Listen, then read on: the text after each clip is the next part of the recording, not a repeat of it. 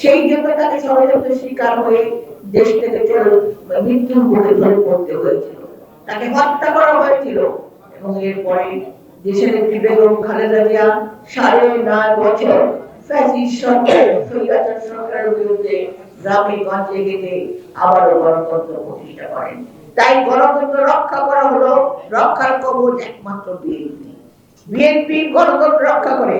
আমরা জানি গণতন্ত্র মানে সবাই সব কথা বলবে, সবাই যার যার মতামত দেবে, কিন্তু এখানে একটি দেখা যাচ্ছে আজকে পিআর পদ্ধতির মাধ্যমে সেই ফ্যাসিজম তা আবার নিয়ে আসা। তার কারণ আমরা দেখেছি ইভিএম এর মাধ্যমে আমরা এক জায়গায় টিপলে চলে যাচ্ছিল আওয়ামী লীগের কোটায়।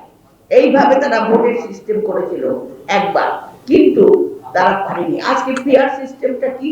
পিআর সিস্টেমটা আমিও বুঝি না, বাংলাদেশের জনগণ বোঝে কিনা আমি জানি না। শুনেছি কোনো প্রতীক ছিল না, প্রতীক থাকবে না, দলের বিরুদ্ধে দলের দলকে ভোট দেবে। আমি জনগণ, আমি যদি আমার ভোটের অধিকার, আমি যদি আমার পছন্দ মতো লোককে ভোট দিতে না পারি, তবে সেই ভোট আমি কেন দেব?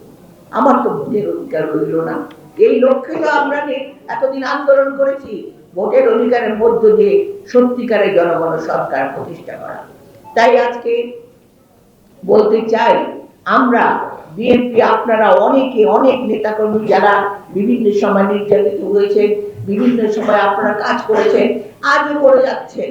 আপনাদের মনের মধ্যে এখনো একটা গণতন্ত্র রক্ষা হবে, আপনারা ভোটের মাধ্যমে সুন্দর সরকার পাবেন। কিন্তু আজকে যখন এই যে দেখা যাচ্ছে আমাদের যে জামাত, যারা এক সময় দেশের মানুষকে হত্যা, পাকিস্তানের হাতে ধরিয়ে দেওয়া রাজাকার আলবদর হিসাবে নারী সমাজকে ধর্ষণ করে নারীদেরকে হানাদার বাহিনীর কাছে পৌঁছে দেওয়া যারা করেছিল, তারা আজকে মুখে সাধু সেজেছে ঠিকই, কিন্তু তারা তাদের অতীত যে আদর্শ সেটা তারা ভুলতে পারছে না।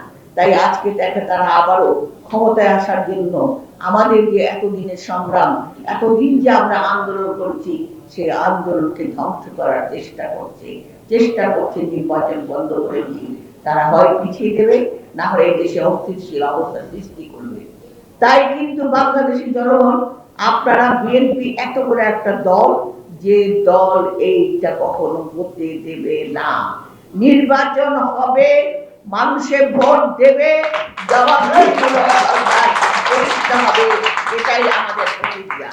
তাই আমি বলতে চাই ভাই ও বোনেরা, আগামী নির্বাচন সামনে, আমরা সবাই হয়তো অনেক কিছু পাবো না, আবার অনেকে অনেক কিছু পাবো।